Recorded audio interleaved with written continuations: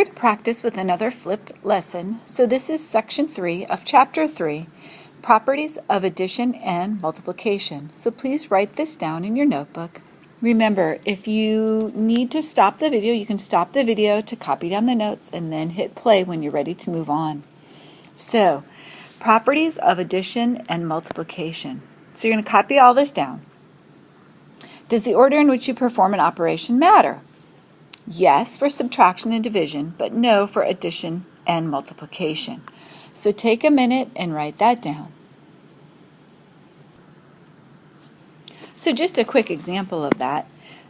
For subtraction, we know order makes a difference because 18 minus 5 does not equal 5 minus 18. The same thing for division.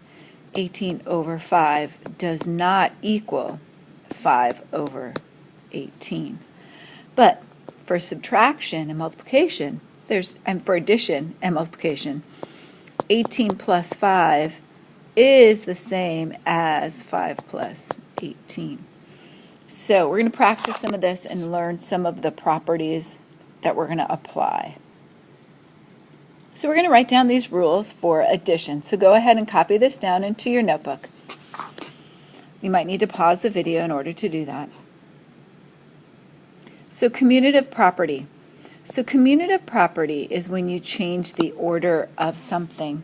And it says of addends, but you can change the order when adding. We can write that, it makes more sense when adding. I remember commuting, or I think about commuting as if I'm traveling down the road and I change where I am. So commutative property just means that I've changed the order. Identity property just means that anything plus 0 is always that same number. So 2 plus 0 equals 2. 3 plus 0 equals 3. So now we also have the associative property. So you can change the groupings or what you're associated with. So if you look, I have the same order, 3, 7, 29, 3, 7, 29. But the parentheses have changed to make the math easier because I know 3 plus 7 is 10, and that's easier for me to do. So we can change the associations or the groupings, or we can change the order of our numbers to make it easier. We're not going to worry about distributive property. I'm glad you wrote that down. We're going to come back to that one later.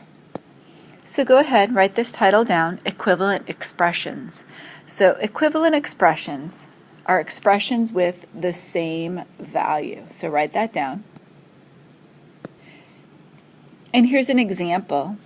So I know that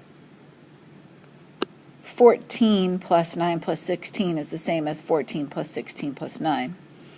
Do you know which property I just demonstrated? So are they in the same order? No, they're not. So I've commuted them or moved them around. So that's the commutative property. So changing the order for addition and multiplication does not change the answer. So please write all this down in your notes so that you have it as an example. So go ahead, write this down again. Give you a different example, which property is demonstrated. So I have A plus B equals B plus A. So are they in the same order? No. So again, what property is that? So that's the commutative property of addition. What about this one? This is A times B equals B times A. So that would be the commutative property of, you guessed it, multiplication. So we can use the same property for either addition or multiplication. So again, you're going to write this down. If I go too fast, just pause me and then replay the video when you're ready. So here's another example. What property is demonstrated? So is it in the same order of A plus B plus C equals A plus B plus C? Okay, so they're in the same order. So it can't be commutative, but I notice my parentheses have changed. So when changing parentheses, what property is that? It's the associative property of addition. I can probably do the same thing for multiplication. I can change my groupings, and that would be associative property of multiplication. Okay, now copy this example down into your notebook. So we're actually now going to use these properties. So I can't really add R and 3 but I could add 3 plus 6. So I'm going to keep it in the same order, but I'm going to change my groupings. So if I change my groupings, that's the associative property of addition. So we can write associative property of addition because I'm adding them. Okay, we're going to have some more examples. Sorry, my screen is not working over there in that corner. Here's another example. So copy it down and then let's talk about it. So you might want to pause the video, copy this down, and then let's look at what we did. Okay, so did I have them in the same order or did I change their order? It looks like I changed their order because the X is in the middle and I can't really add anything to X.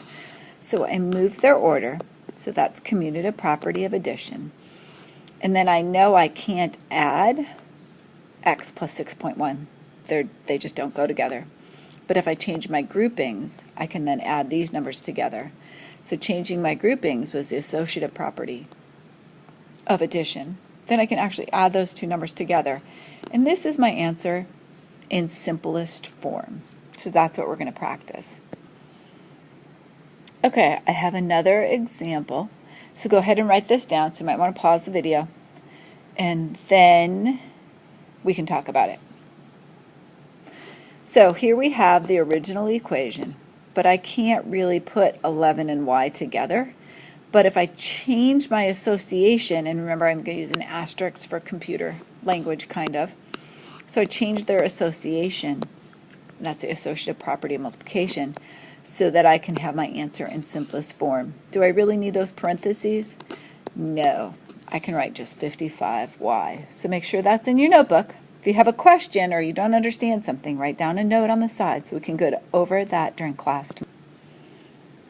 You're going to copy these down into your notebook, and then you're going to show me every step, explaining each step. So you should see a text box on the right.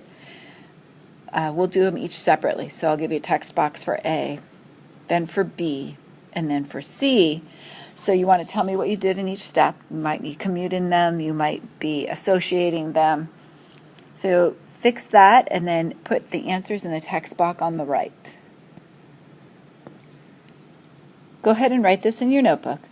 So we already did the addition property of 0. We talked about anything added to 0 is still itself. So we're good with that one. I also have the multiplication property of 0. So if I multiply anything times 0, it's still 0. I also have multiplication property of 1. So I have multiplication property of 0 and multiplication property of 1. So 0 times anything is 0. 1 times anything is still that anything. So 5 times 1 is 5. So make sure that's in your notes because we're going to use it now. So copy this down into your notebook and then notice what I've done on each step. So you might need to pause the video right now and then restart when you're ready to go so that you can watch as we're doing this. So to simplify this equation,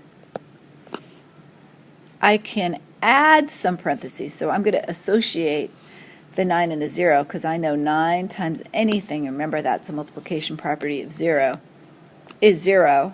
And again, p times 0 is still 0. So my answer in simplest form is 0. Here I have another one, but now I'm using the number 1.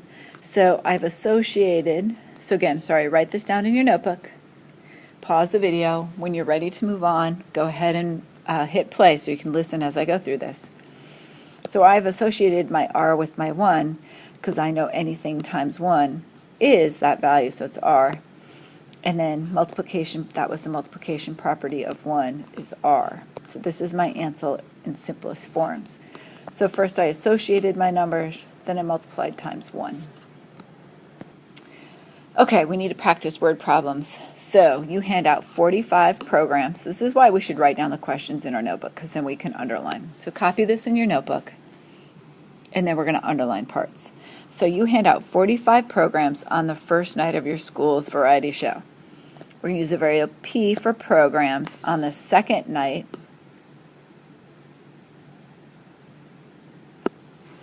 and 520 on the third night. So I know I have 3 nights. So my first night was 425. I didn't keep track of how many on the second night. But the third night was 520. Okay, now I want to simplify this expression. So what would you do first? I think I would move things around. So I'm going to switch the order of these two. So remember, that's the commutative property of addition. So then I get 425 plus 520 plus p. Then I can use my associative property to put these two numbers together, and that gives me 945 plus p, and that is my answer in simplest form. I can't do anything else with that. So make sure that's in your notes, and make sure you understand what we did. Okay, again, I have some on your own that you're going to try. So remember, my asterisk is multiplication. Sorry about that. So how can I simplify D, E, and F and then do G? So copy this into your notebook, find the answer, and then type your answer into the text box on the right. Again, if you have any questions, please go ahead and write those down in your notebook, but I should see that you've at least copied down the questions. You can't just say, I don't get it. And again, I don't expect that you be perfect in all of this. This is just the introduction. So we'll practice some more of these tomorrow during class where I can actually help you.